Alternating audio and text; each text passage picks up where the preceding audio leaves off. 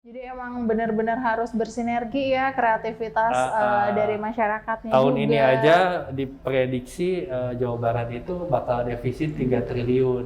Jadi otomatis apa yang sudah direncanakan pasti akan direfocusing atau dibatalkan. Iya. Gitu. Jadi masyarakat memang kalau bisa sekarang ini bagaimana bisa set up sendiri, mudah-mudahan bisa maju tanpa atau tanpa bantuan pemerintah. Halo teman-teman, balik lagi sama saya Rati Effandi, dosen Ilmu Komunikasi Universitas Pasundan, Bandung. Selamat datang kembali di channel saya, di mana teman-teman akan lebih tahu, lebih paham, dan lebih ngerti tentang segala sesuatu yang berhubungan dengan ilmu komunikasi. Tentunya dengan cara yang menyenangkan dan pastinya akan bikin teman-teman semua auto ngerti. Nah teman-teman, video yang saya buat ini bukan semata-mata buat yang lagi sekolah ilmu komunikasi aja, tapi untuk seluruh umat manusia di muka bumi ini. Kenapa? Karena selama kita hidup, kita nggak bisa lepas dari yang namanya komunikasi. Nah, di video yang saya buat hari ini, saya akan menghubungkan yang namanya komunikasi dengan ekonomi. Kenapa? Karena saya lagi sama expert Komisi 2 ya, Komisi 2 DPRD Jawa Barat, Bapak ini masih muda banget, Akang Tobias Ginanjar. Dia ini yang ngurus nih, yang berbau ekonomi di Jabar ini ya Kang ya. Say hi dulu Kang sama teman-teman. Assalamualaikum. Waalaikumsalam. Nah ini Kang, kita nih sekarang nih ada di masa pandemi nih Kang. Aduh, maskernya nempel, saya ngegantung. Gak apa-apa lah ya. Pokoknya kita sudah prokes ya, sanitizer ada, masker nempel, dan semuanya aman insya Allah. Nah sekarang nih kita nih lagi di masa pandemi ya. Kalau misalnya saya ngobrolin tentang ekonomi kreatif sebelum pandemi mungkin sama sekarang sedang situasi seperti ini. Menurut Kang Tobi nih, ekonomi kreatif di Jawa Barat ini apa sih yang menjadi tantangan terbesar selain pandeminya? Iya, memang ekonomi kreatif di Jawa Barat itu sangat luar biasa ya, Teh Rati. Jawa Barat itu menyumbang sepertiga ekspor nasional ekonomi kreatif. Jadi ekspor nasional se-Indonesia ke luar negeri itu sepertiganya dari Jawa Barat. Dan dari sepertiga itu yang paling banyak itu didominasi oleh fashion, kuliner, dan kriya. Kriya itu apa ya? Kayak kerajinan mungkin ya. Didominasi oleh tiga subsektor itu. Lalu memang geliat-geliatnya tuh lagi luar biasa. Lalu ada pandemi, mungkin ketika pandemi itu sangat terpukul lah ya, karena kan sektor ini sebenarnya ketika pandemi orang mungkin berpikirnya tidak banyak ingin membeli sektor di ekonomi kreatif. Maka lebih banyak saving uang, atau mungkin lebih banyak karena saving uang ya udah belinya ya untuk yang butuh-butuh dulu deh, yang primer. Kalau ekonomi kreatif kan lebih ke opsi sekunder mungkin ya, nggak primer gitu. Nah ini tantangan bagaimana sektor ekonomi kreatif ini yang mungkin tadinya bergerak di sekunder ini bisa berinovasi dan beradaptasi dengan adaptasi kebiasaan baru seperti sekarang. Baik. Jadi yang tadinya misalnya fashion harus berpikir keras nih bagaimana, karena kan sudah tidak mungkin offline sudah jarang. Jadi harus berubah ke digital ya, digitalisasi.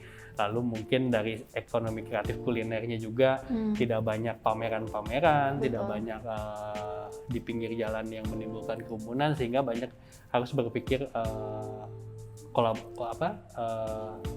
berinovasi supaya beralih ke digital.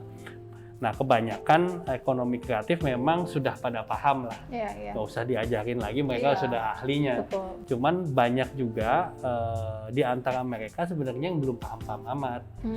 Nah, yang banyak yang konvensional apa segala macam itu yang harus menjadi perhatian pemerintah untuk didorong bagaimana caranya mereka bisa berinovasi dan arahnya ke arah digital gitu. Baik. Nah, kalau sekarang kan ekonomi kreatif atau nggak aircraft aja kayaknya semuanya memang harus melirik digital ya. Nah, sekarang kan kalau kita perhatikan sudah banyak nih marketplace lokal. Namun kita tidak menutup mata bahwa marketplace dari luar sana yang udah masuk dari dulu, yang warnanya orange lah ya, itu kan paling rame ya, paling wow gitu ya. Sekarang kayaknya paling ada di hati para pembeli ya, konsumen. Nah, gimana nih caranya nih Kang Tobi supaya marketplace-nya juga bisa yang lokal gitu loh. Gimana caranya menumbuhkan rasa cinta bukan hanya ke produknya saja, tapi juga ke wadahnya. Gitu. Iya, memang harus didorong tumbuh banyak marketplace yang asli lokal ya. Bahkan kita juga di DPRD Provinsi sudah mendorong Pemprov Jabar ini membuat marketplace sendiri yang isinya banyak UMKM di Jawa Barat. Ini sedang dalam proses. Di samping itu, karena memang marketplace yang sudah ada memang kalau untuk menyaingi kita berpikir realistis memang agak sulit ya, karena mereka kapitalnya sangat besar dan ya sudah siap lah segala-galanya.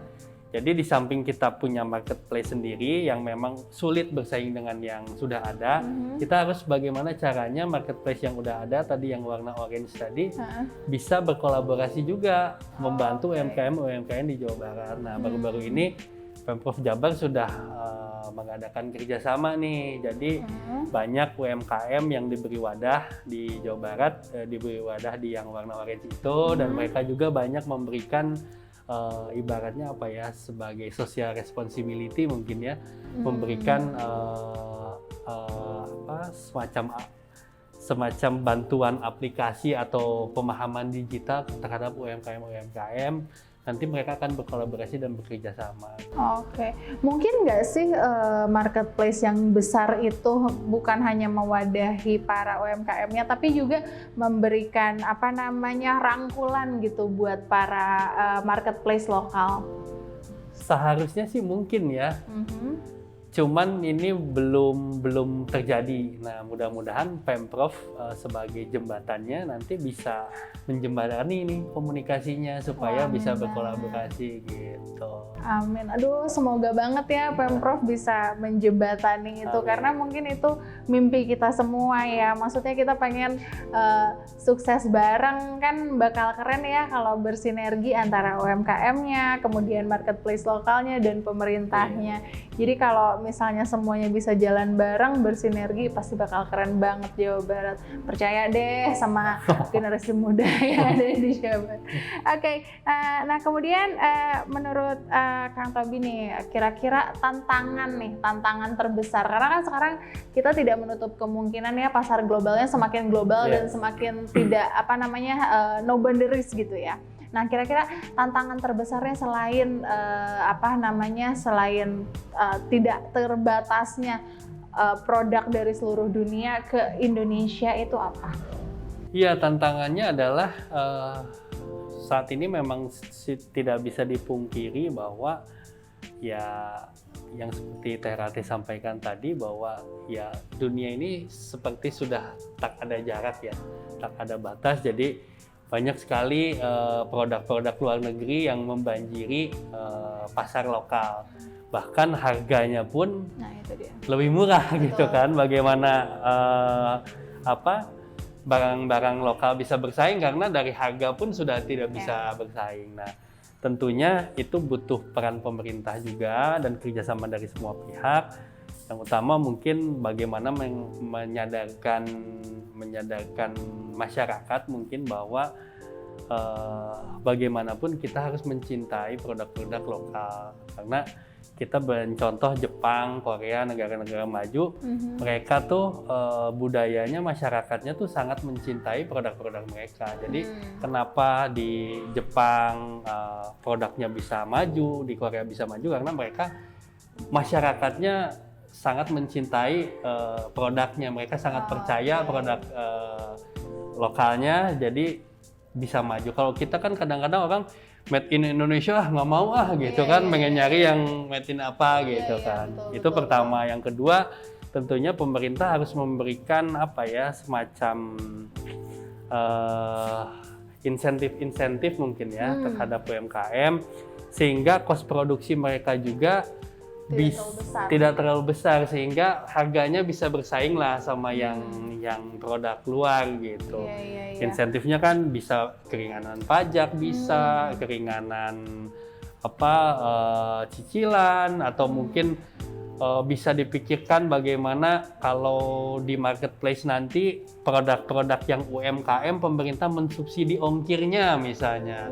Kalau misalnya masyarakat nih beli di marketplace dan produk yang dibeli adalah produk lokal dari Jawa Barat, mungkin bisa dipikirkan disubsidi ongkirnya, jadi masyarakat tuh tertarik lah untuk membeli produk-produk lokal.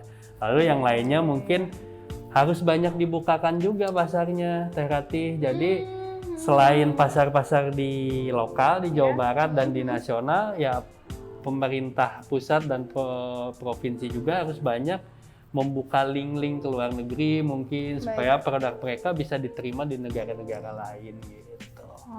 Nggak bisa lepas dari komunikasi juga ternyata. Jadi memang harus terkomunikasikan dengan baik. Ini produk oke. Terus udah gitu kita juga harus cinta sama produk kita. Iya sih, bukan hal yang aneh ya kayaknya kalau misalnya kita ngelihat sesuatu made in Indonesia, enggak pengen yang made in lain kan. Itu dari mana datangnya ya kalimat itu, cuman ya it's the reality ya Kang ya. Nah kira-kira nih Kang Tobi, sektor ekonomi kreatif apa nih yang paling oke di Jawa Barat? Iya, pandemi kemarin mengajarkan, ada hikmah yang didapat dari pandemi ini, bahwa di tengah keterpurukan ekonomi yang terjadi di berbagai sektor, ternyata ada sektor ekonomi yang masih tumbuh positif. Itu adalah sektor pangan dan sektor telekomunikasi. Telekomunikasi mungkin karena orang banyak di rumah, jadi banyak mengembangkan digital mungkin ya. Yang kedua, sektor pangan. Ternyata di tengah pandemi, pangan itu masih tumbuh positif. Nah, di Jawa Barat ini sebenarnya sangat banyak ya sektor pangan yang bisa dikembangkan. Kita dulunya lumbung padi banyak di Jawa Barat, lalu banyak juga produk-produk sayuran segala macam. Itu harusnya potensi itu kita maksimalkan menjadi satu peluang yang luar biasa. Pangan ya. Pangan masih tumbuh positif. Jadi pandemi juga orang masih butuh makan kan, gitu. Mungkin kalau sekarang sektor-sektor yang agak sedikit berkurang, mungkin fashion mungkin atau? Jadi yang negatif itu industri, itu kolaps tuh, pariwisata. Pariwisata ya. Transportasi gitu. Tapi yang masih positif itu dua, telekomunikasi dan pangan. Nah, bagaimana peluang itu harusnya kita maksimalkan. Jadi kalau kita ingin berkreasi atau menciptakan ekonomi kreatif, ya fokus aja di pangan ya. Membuat produk-produk makanan yang kreatif atau apa gitu. Dengan inovasi-inovasi rasa, mungkin bentuk yang lucu-lucu mungkin ya. Kan kalau sekarang orang mau makan bukan bismillah dulu kali ya, foto dulu, atau enggak bismillah sambil foto di posting. Kemudian Kang, kira-kira ada nggak sih kriteria ekraf yang disupport sama pemerintah? Nggak ada sih, karena ekraf semua kan itu ada, saya lupa ada, kalau nggak salah ada 25 atau berapa belas subsektor gitu. Ada musik, ada film, ada macam-macam lah subsektornya. Tentunya semuanya harus jadi perhatian gitu. Mantap. Nah kemudian kira-kira ada nggak sih parameter dari ekonomi kreatif tertentu yang akan mendapatkan support dari pemerintah? Jadi jujur memang keadaan sektor ekonomi kreatif yang ada di Jawa Barat itu bisa menyumbang sepertiga ekspor nasional itu lebih banyak usaha dari mereka sendiri. Artinya tanpa kehadiran pemerintah pun sebenarnya mereka sudah sudah bisa settle. Sudah settle lah, sudah ini. Nah, bagaimana ini pemerintah harusnya mensupport, jangan yang sudah ada aja, tapi bagaimana yang sudah ada ini bisa disupport untuk bisa naik kelas, lalu yang belum ada bisa disupport supaya bisa naik menjadi ekonomi kreatif baru. Stimulan ya, dikasih stimulasi. Nah kemudian kira-kira bisa nggak sih Kang Tobi sharing sama kita mengenai contoh realnya gitu ya, sinergitas antara Ikraf dengan pemerintah? Kalau yang lagi ramai sekarang ini mungkin pernah mendengar ada petani milenial ya. Oke, itu memang gagasan dari Pemprov Jabar. Itu mensinergikan semua pihak tuh, termasuk ekonomi kreatifnya juga. Jadi bagaimana sektor pangan ini yang tadinya, yang sekarang ini tumbuh positif, bisa dikembangkan, di link and match-kan dengan dunia usaha, pembelinya disambungkan, lalu lahannya disediakan, lalu nanti di hilirnya bagaimana yang produk yang sudah dihasilkan ini dikemas dengan baik sehingga bisa menjadi sebuah produk pangan yang menarik, yang kreatif. Gitu. Keren ya. Jadi bersinergi semuanya, jalan sama-sama. Dari produksi sampai hilirnya. Dari istilahnya dari hulu sampai hilir semuanya terarah ya, terarah dengan baik. Ya mungkin emang perlu arahan juga kali ya dari pemerintah ya. Kan tadi ada yang udah memang tanpa pemerintah juga dia ternyata udah settle. Betul. Nah ini masalahnya banyak ya, mungkin banyak di antara para penggiat ekonomi yang tanpa kehadiran pemerintah itu kayak masih gelagapan, aduh aku harus ngapain ya kayak gitu. Nah kemudian berarti iklim ekraf di Jabar nih keren dong ya? Keren, dan Bandung itu epicentrum ekonomi kreatif di Indonesia itu di Bandung, yang paling luar biasa. Mantap. Jadi buat para orang Bandung berbanggalah. Orang Bandung itu kreatif ya. Kemudian ini nih ada yang menjadi salah satu perhatian kalau saya lagi acara-acara itu masalah hak kekayaan intelektual. Nah, haki kita nih kayaknya belum terlalu menjadi sebuah perhatian tertentu. Nah, menurut pendapat Kang Tobi gimana nih mengenai haki kekayaan intelektual? Iya, memang itu kan sebenarnya wewenangnya dari pemerintah pusat ya.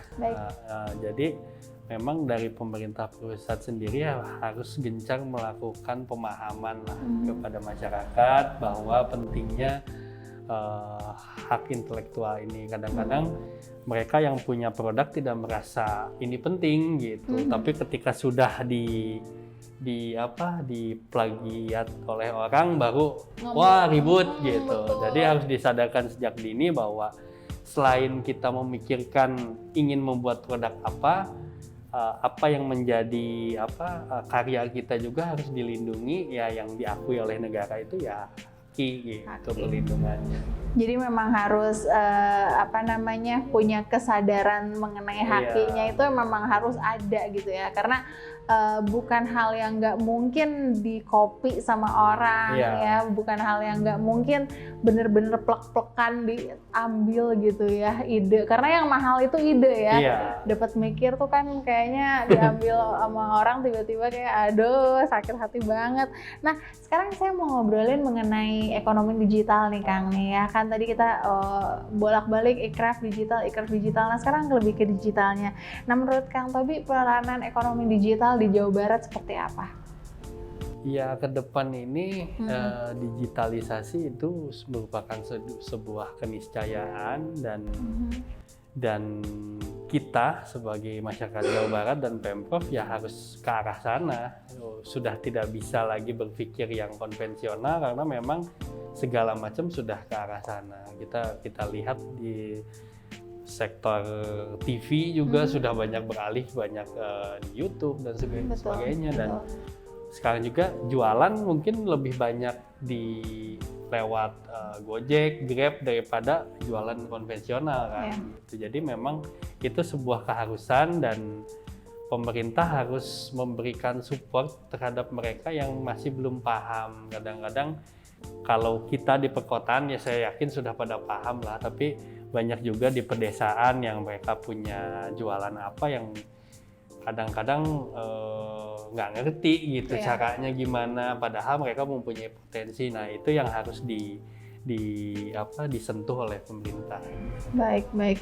Kira-kira kesiapan pemerintah sendiri terhadap supporting system di Jawa Barat mengenai ekonomi digital seperti apa, Kang? Ya dari infrastruktur sih Indonesia belum 100% terakses internet ya. Baik. Masih banyak wilayah-wilayah yang blank spot lah disebutnya. Artinya tidak bisa. Nah itu yang harus menjadi perhatian juga oleh pemerintah pusat, bagaimana 100% di daerah di Indonesia, khususnya di Jawa Barat itu pertama harus terkoneksi oleh internet. Okay. Lalu yang kedua, kalau sudah terkoneksi, bagaimana mereka diberikan pemahaman agar mereka tuh paham bagaimana menggunakannya secara bijak, bagaimana menggunakannya secara baik, sehingga akses internet yang sudah ada itu mereka bisa manfaatkan untuk perbaikan penghasilan mereka lah. Oke. Okay. Itu sih. Baik. Nah sekarang lagi ramai startup nih, Kang nih, lagi ramai banget pergerakan ekonomi ke sana gitu. Nah di Jawa Barat kan udah ada kerasa nih geliat-geliatnya para startup ini. Menurut Kang Tobi, apakah ini merupakan aura yang harus tersupporting atau terconnecting atau gimana gitu?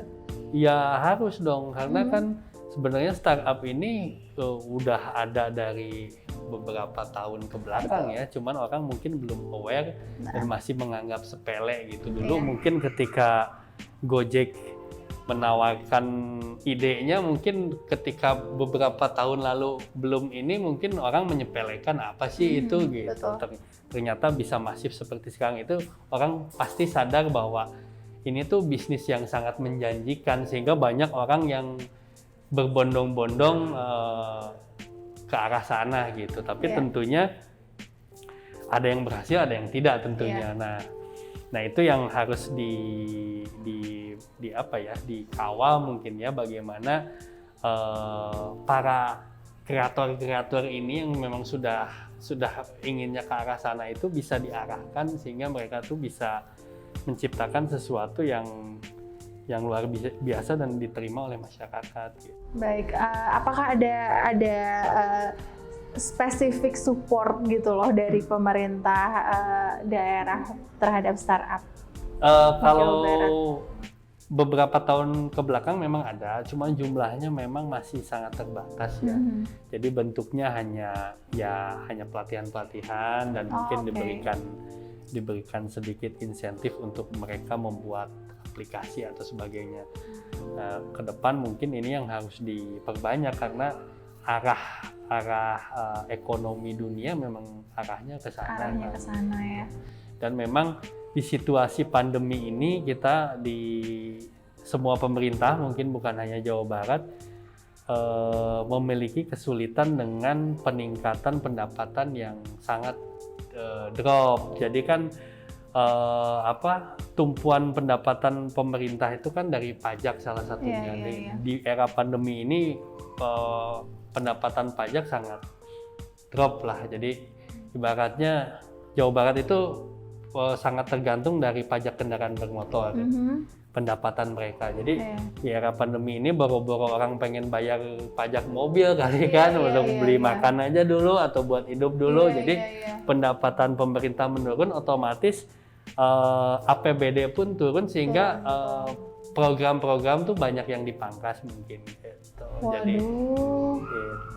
Jadi emang benar-benar harus bersinergi ya kreativitas dari masyarakatnya tahun juga. Ini aja diprediksi Jawa Barat itu bakal defisit 3 triliun. Jadi otomatis apa yang sudah direncanakan pasti akan direfocusing atau dibatalkan gitu. Jadi masyarakat memang kalau bisa sekarang ini bagaimana bisa set up sendiri, mudah-mudahan bisa maju tanpa atau ada atau tanpa bantuan pemerintah gitu. Aduh, teman-teman, defisitnya 3 triliun. 3 triliun itu duit semua. Prediksi ya, Prediksinya. Ya ampun, ya biasanya sih kalau diprediksi segitu ya kita pengennya sih kurang dari segitu ya kalau defisit. Tapi kan kalau dapat ya pengennya lebih. Tapi kan kalau defisit, semoga aja ya nggak sampai begitu karena COVID-19 ini betul-betul seperti efek domino ya, hampir ke semua sektor ya.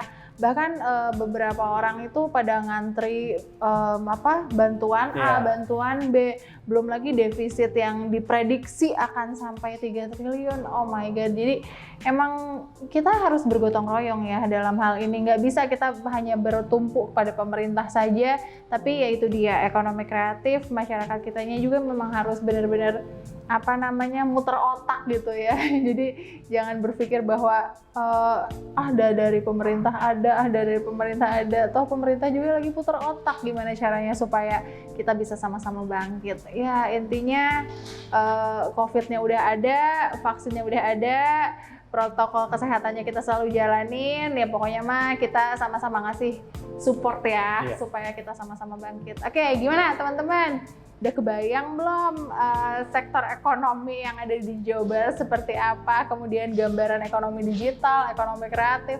Semoga teman-teman tetap penasaran, tetap ngisi kolom komentar di bawah ya. Kalau misalnya pengen ada pertanyaan buat Kang Tobi ini, mau tentang ekonominya, mau tentang politiknya, silahkan isi kolom komentar di bawah. Jangan pernah lupa like, share, dan subscribe video-video dari saya. Mari kita sebarkan virus kebaikan ke seluruh dunia supaya kita semua auto ngerti. See you!